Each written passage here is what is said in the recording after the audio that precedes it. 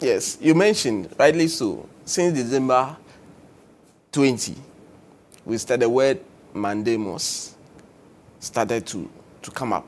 Now it's a big man. The word Mandamus is a big man. Mandamus is a big man. So it started with 6 parliamentary candidates of the NPP went to the High Court. And the reason they went to the High Court was that they said 7th December, Ghana had elections. The EC organized elections. And after the end of the elections, so now, or till then, 20th of December, they don't know the outcome of those constituencies, those 6 constituencies. Ablekuma North, Okankwe Central, Tema Central, Techiman North, Techiman South, yes. In Sawem Adredri, then Obuasi East. Yeah. So these were the 6 that they went to court with. Now, the court made an order without hearing the NDC side, the interested party, and then make the point that, look, the way it is, EC go. And the mandamus means that the EC is the body mandated by law to organize elections in this country. Yeah. They are the body required to collate the results of the elections that they have organized. And they had the power to declare the outcome and to tell us who won the constituency or the election and to declare the winner. Simplicity. Good simplicity. That is all the EC is supposed to do. The applicant are saying that we are done with the election. As at now, we don't know the results and there's no winner. So the election is not complete. Court compel the Electoral Commission to perform their public function. Simple. That is mandamus. Of completing the election. Yes, completing the election. So the order to compel the Electoral Commission, the order to demand that the Electoral Commission perform their public function or their constitutional duty is what is given birth by mandamus. So you go to court by way of seek that remedy, you go with a mandamus application. And like you mentioned, since 20th December, mandamus has been ruling this country. Yes. The most word a lot of people use for the Brunia, right? Yes. So it was it's a mandamus New Year. That's Edgy Tamaklo in your short. Absolutely. Yes. He was arriving at the he's court. the one who has been dealing with these cases absolutely, for the interest. So Barbara Sewa, Asamoah, the deputy secretary of the NDC, and of course, Abi Bright, and the team arriving yesterday at the law court complex. That's Baba Sadiq. Yes. With Justice Remsai. Absolutely. And then Ekwe Free, yes. Ablekuma all of them yesterday were present in court. Like I was explaining, the matter went to the Supreme Court. Supreme Court said, look, the NDC, the interested parties, ought to be heard. Go back, freshly hear the mandamus application, but now not before Justice Joseph Edu Osuajiman, but a different court. Yeah. Now the case has been assigned to a different judge, Justice Fosinba Ejepon. And let me comment the way the judge has been handling the parties.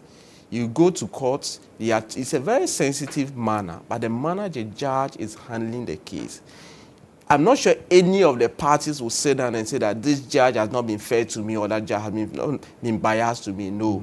For those of us, and he's been able to balance himself with some level of humor. Right. So there's no tension in the courtroom when the parties are advancing the argument and all that. And that's one thing that I want to commend the judge. If the parties want, let's do it this way. He said that whichever way you want to do it, the court is ready to accommodate you. He doesn't want any issues. He wants to make sure that he's fair, so that when a ruling comes out, there is no doubt in if you want mind. to walk with your head, he will allow you that. And provided it's within the rules of course, right? And so that's one thing that he has made clear, and it makes the courtroom even fun to be. Right. Very relaxed. You will not be in the courtroom, you'll be memory. There are some court that you go, and the way the judge is handling the thing, the way you realize that, at least, give him an audience. There's a lot of tension. Absolutely. But in the space of this court, calm atmosphere. Justice Fosinba I think that I need to commend him for the way he's handling this very matter. In a matter as sensitive as this one, you have to be extra careful. And he himself has been making the point, I don't want any trouble. He's been making that point. He doesn't want any trouble. Yeah. So let's do it. Sometimes when the parties are advancing argument and I want to raise objections, say, have you seen me writing anything? I'm just listening to you. So let me advance. So what you have said, this is what I'm going to put down and all that. And all of them. So the court processes are moving absolutely very, very smoothly, apart from the long sittings and apart from that, everything. So yesterday, so when we were going, one of the things that were, and then starting from the Supreme Court quashed 4 of them out of the 6. So the case before Justice Bar is 4. Tema Central, Techiman South, Ablikuma North, and then Okaikwe Central, the 4. So before yesterday, the first time that the parties went to court, the NDC side, which are the interested parties, raised a preliminary legal objection, said that, look, this is an election petition in disguise. If you have any issue, file election petition, and then let's go and adduce evidence and challenge that. Because where we have gotten to, Mandamus is not a remedy for that. The applicants, the NPP side who also filed, disagreed and said, look, as of now, there's no resource. So the only process to come is Mandamus. EC also came in and said, oh, there's no resource. Let's go and give us the order and let's go and finish our work. So yesterday, before anything else, the court made a determination and said that, look, until the results are gazetted or are published in the Gazette, within 21 days, if a party has an issue, the party can go to court. And how would the person go to court? The person has that particular right to come by way of a judicial review in the nature of Mandamus. So the application before the court was proper and was right for the court to deal with it. So the objection was overruled. And now we're clear for the application for Mandamus to be moved. And each of the 4 moved their own respective application through their lawyers. The first one, and in fact, a lot of time was taken there, was Tema Central, E.B. Bright, and then Charles Forson. And Charles Forson is the applicant, the MPP candidate there. Right. And she said that, look, whatever was done was even down on the A4 sheet. And the person that the NDC said declared the results was not the returning officer. Was not the returning officer. They made mention of one, Mr. Nunu, that he was the one that declared the results. Yeah. And the NPP side is saying that the returning officer is Mr. Broby. So we have Mr. Nunu versus Mr. Broby. And so that was me. And yesterday they played some of the videos of declaration made. And in respect of the Tema Central, one of the things that came to the fore was that we saw a declaration being made, but we didn't hear the results. And the contention of the NPP side, they didn't even mention the results. We don't even know the results. So as you can see from the video. But the NDC side is saying that, look, it's not about the results that we are telling you. We are telling you that there has been a declaration. So the video that you have heard is declaring somebody as a winner. And if anybody has an issue with the declaration made, go and file election petition and challenge that. So the court heard argument in relation to that. EC's point was very interesting. He said, no, our work is not complete. Give us appropriate orders for us to go and finish our work. Justin Amenivo, simple, TTR. Work is not done. But the NDC holds the view that work has been done. Once declarations have been made, elections complete. If you disagree, per PNDC law 284, section 16 and 20 states the terms, how elections are organized, and if you disagree, how you are supposed to challenge that and order. So yesterday, after the Tema Central, the court put it there. Then we went to Okaikwe Central, and guess who? Patrick Yabuama and Baba Sadiq. And the contention there has to do with the fact that the declaration was made with some polling stations outstanding. 110 was what was used to declare the election. Then there's an outstanding of 31 because the polling centers within the constituency 141, including the special voting. So the outstanding 31, they hold the view that when that is added, it will change the results. So that cannot be a declaration. And so once it is not completed, they have to complete the whole process and the return. So the court should compel that. The lawyers of the applicant in relation to Ajeme Sakosa for Techiman South, and then the other constituency for Ablikman North, Ekwefri, associated themselves with submissions made in respect of the Tema Central and the Okankwe Central. Right. Then the NDC side said, look, our cases are distinct. The individual cases are distinct. So if they are associating themselves with the other side, we want to highlight on the unique aspect of what our interested parties or our candidates are saying. So we went on to Ablikuma and North, where Rabna Obin is the candidate and said they have been declared, made all the argument, supported with all the authority that they have to do, came back to Techiman South and did the same thing. And the judge looked at the scene and said, look, I have to do individual rulings or individual ruling on each of the applications that have been moved, Tema Central, Ablikuma North, Techiman South, and then Okankwe Central, individual ruling. So, and because the typing, as when the parties were speaking, they are typing the proceedings. So they need to tidy up the proceedings, and the court is hoping that the clerks will be able to finish that today. Because yesterday, the time that we closed after 4, almost 4 p.m., the court indicated that we were going to close at 3, so that at some point in time, within the 1 hour, judicial service, they close at 4. Within the 1 hour, the clerks will use it to mop up the proceedings. But it didn't happen, so we have to complete it almost around 4. And then the court said it's hoping that by the close of today, the court will get the entire proceedings, look at whatever the court ought to look at it. So on Saturday, the court will sit down and then deliver rulings in relation to all the 4 applications for Mandamus, which is simply asking the court to compel the Electoral Commission to go and perform their public function for a public event. Elections are public exercise. Yes, they are. So that is where we have gotten to in relation to this one. So Saturday. And Saturday we'll see. Saturday we'll see. So in the aftermath of all of that, you spoke to some of the candidates, Rabna Obin, Baba Sadiq. I believe you spoke to Dr. Justice Sremsai as well. And, you know, in all of that, we're seeing a lot of the videos where we are seeing the MPP and the NDC all chanting songs. It wasn't easy. Revo, look at them. Revolution. It was an interesting... Tuesday, whatever. The issue of revolution came to attention in court, where Gary Nimako was making submission and said that the officer, the returning officers were forced to declare some of these results when Basintali, Malik Basintali and co, they were saying revolution. The digital was the effect that, look, revolution is the song of the NDC. So what are you trying to say? The whole courtroom was doing. But let's, like you mentioned, some of the reactions and all that. I've been speaking to some of them. And first of all, let's hear from Rabna Obin. She's very hopeful ahead of Saturday.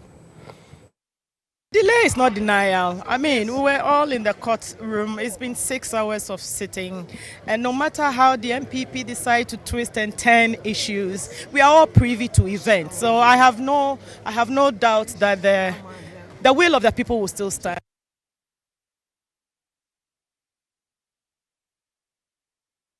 So that's a Rabna Obin for yes, the NDC parliamentary candidate. And North. Yes, she is very hopeful that, yes, by Saturday she'll be cleared, and then on Monday she'll be part of the processes in Parliament and all that. So what about Baba Sadiq? Yes, Baba Sadiq has also been giving us some explanation and going more in detail into how the whole processes turned out and why he thinks that the EC want to do something fishy. I've always been confident that it will be affirmed. We're hopeful. Let's see how Saturday goes. We'll wait for the ruling on Saturday. But we're very confident that with the case that we put before the judge and the strength of the authorities we cited, I mean, this shows that this will be affirmed.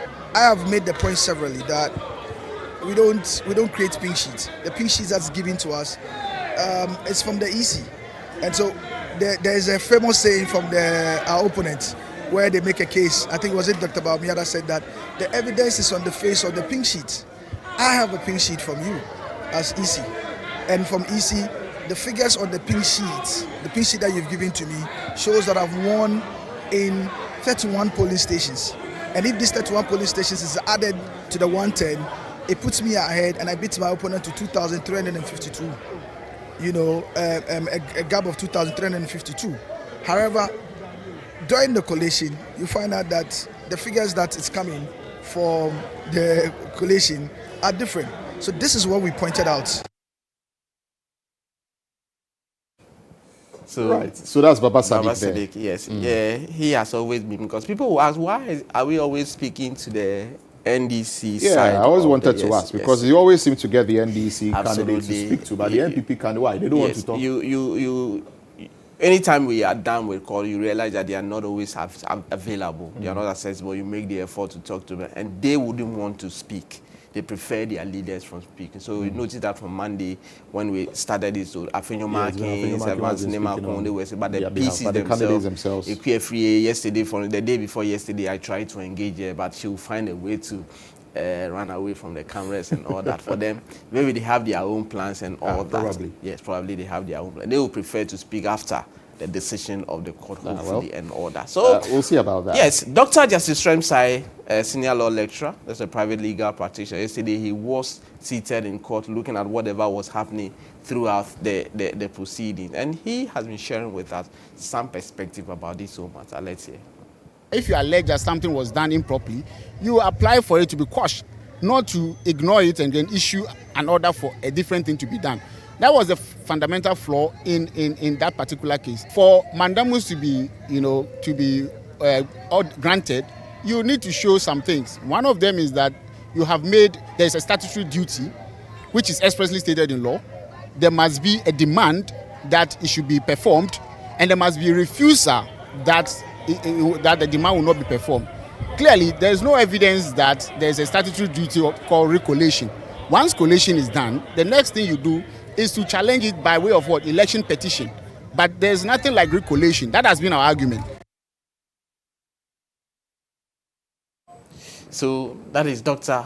Justice Sremsai. And he said, look, for a mandamus application to surface, first of all, a party will have to write to the EC and complain about A, B, C, D, and why they think that the election should be recollated or redeclared. And the EC must offer a refusal and say that go to hell. There's nothing that you can do. Then that's where you can go to court. But all the letters that they have written to the court as condition precedents, they themselves have been making points to the effect that we want you to revoke the declaration made. So the admission is there is that they are admitting that they have made a declaration. If then you are admitting that they have made a declaration, then the remedy is not mandamus. The remedy is file election petition, because the election has been declared. But it became an issue in court and all that. And very interestingly, in the course of we'll know what the position of the court will be in relation to that. But like you mentioned, the issue of revolution and then the elephant and all that. Is it the elephant what? The elephant is a winning symbol. Oh, and we have won to save Ghana. Okay. And then the revolution. Revolution. Okay, so let's go to the court and watch what happened.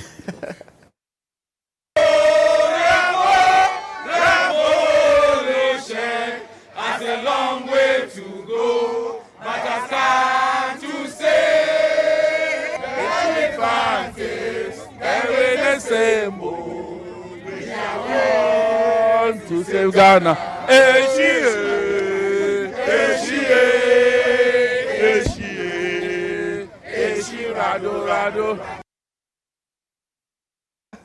So that was the atmosphere at the premises of the court. Very interesting. Yes. They are funny. Just like Hearts Kotoko. So let me tell you how this whole thing started. So one party will start to sing, then the other party will try to counter. Yes. So it's like Jama was. Absolutely. So the moment you see there, who can shoot the most absolutely. Jama? So it started from the day before yesterday, and yesterday was Saturday. Saturday, expect that to happen, all of that. So basically, that's what happened. So on Saturday, all eyes will be on Justice for Simba Ejepon, as he comes out with ruling. Where Parliament will also be monitoring that. And of course, the constituents of these candidates will not forgetting the fact that the party itself, yesterday, Barbara Sewa Samuel represented the NDC. NDC is the second interested party in all the 4 applications filed in relation to that. And of course, the NPP candidates were also present in court yesterday. So Saturday, January 4, and it is Saturday because of the directive from the Chief Justice that in relation to election matters, all courts that are sitting or handling these matters should sit on holidays. And yesterday is a holiday, but the court and Saturday. So that's how come we are seeing Saturday in here. So let's talk about JUSAG, and I believe that they've got a New Year message for us. Yes. So the president of the Judicial Service Staff Association, Samuel Alfututu, has been speaking to the over 7,000 staff across the country, and the message is that let's embody a selflessness, humility as you serve the people of Ghana. However, they have issues with their conditions of service. They've made all the steps and all that. The processes are going on, but it is delaying. So saying that, look, powers that be, make sure that you handle our issues so that we want to start 2025 on a very clean note. Let's hear the message that he has for staff. On behalf of the National Executive Council of JUSAG, I bring you warm greetings of this festive season. The Yuletide reminds us of the advent of our Lord Jesus Christ, whose sacrifice inspired us to serve Mother Ghana and humanity with humility, dedication, and then selflessness. Beloved colleagues, the year 2024 came with its unique moments of fulfillment and challenges. We ushered in the year with the launch of the 50th anniversary of JUSAG, which was held under the theme 50 Years of Championing Judicial Excellence and Upholding Staff Welfare. In the spirit of getting everyone involved, we visited all regions to participate in the regional 50th anniversary programs, which were full of merry, sporting activities, health screening, dinner, and symposia. We climaxed our Golden Jubilee in Cape Coast with a grand symposium on the judiciary and peaceful elections. As the saying goes, all work and no play make Jack a dull boy. In view of this, we thrilled colleagues with lots of fun with sports, health walks, interregional judicial quiz competition, and tourism to Cape Coast Castle and Kakum National Park. Fellow hardworking staff, this year was also a year for review of our salaries. As such, JUSAG submitted a proposal to the Judicial Council to review our salaries and related allowances. The Council completed its work and submitted same to the President for his approval in line with Article 149 of the 1992 Constitution. The recent directive by the President to Parliament to consider the budget of audit service, parliamentary service, and judicial service is a positive move as the budget goes with compensations, including salaries and allowances. Despite the positive development, we noted with concern the delay in the approval process. As such, the National Executive Council petitioned the leadership, the Honorable Lady Chief Justice, to expedite the approval process.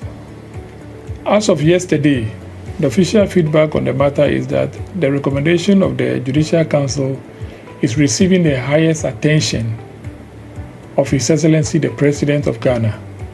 The reports have been referred to the Ministry of Finance for update on the status of the request. We are keenly monitoring the progress. We have also mapped out a number of industrial action tools that could be activated should the government unduly delay the approval and implementation.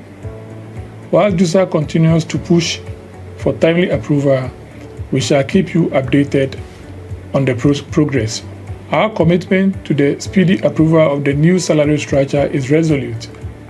Your patience, prayer, and unwavering support are crucial for JUSAG to navigate these hurdles in order to bring home a condition of service that is lasting and fulfilling. As we close the chapter of 2024, JUSAG wishes to commend staff for the professional manner in which they conducted themselves before, during, and after the 2024 general elections. Your continued adherence to the Judicial Service Code of Ethics on political neutrality, integrity, and commitment contributed in no small way to independence and competence of the judiciary and the judicial service. Post-election disputes are far from over, as election-related cases are still pending at various courts. We wish to urge continuous adherence to our professional ethics, even as we push for better conditions of service for staff. Comrades of the Judicial Service, let's give glory to God Almighty that He spared us our lives to achieve some goodness in 2024. With life and good health, our dreams and aspirations in 2025 and beyond would be achieved. Do not fear, for we are children of the Lord, determined to serve with commitment. On behalf of the entire National Executive Council of JUSAG, I say Merry Christmas and a prosperous New Year to all staff of the Judicial Service and the Judiciary. Ayeko for the good work done. Afishapa, Afi o Afi, Feyeye Namilo, Niti Yumpale, Ni Yumpala, Leti Yumpale, Bagamuda, Shabon Shakara. Once again, God bless us all as we enter into the new year. Thank you. Yes, so that's the president of Judicial JUSAG Service Staff Association, Mr. Samuel Afitut. Yeah, and the conditions of service is very important.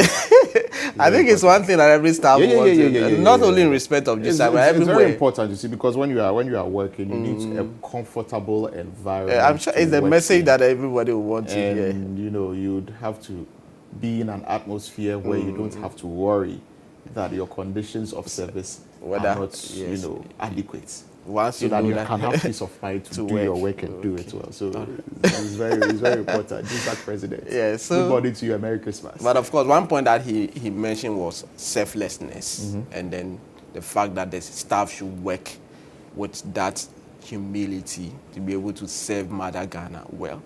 In all of this, the conditions of service will also be worked on. So, in fact, if you listen to the message, he said some plans have been put in place, and one of them include they will activate strike, right?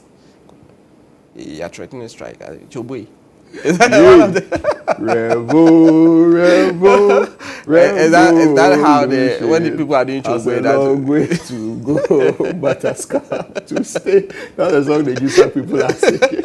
Chobui, right? Okay, so that's it for Court Today, Lantam.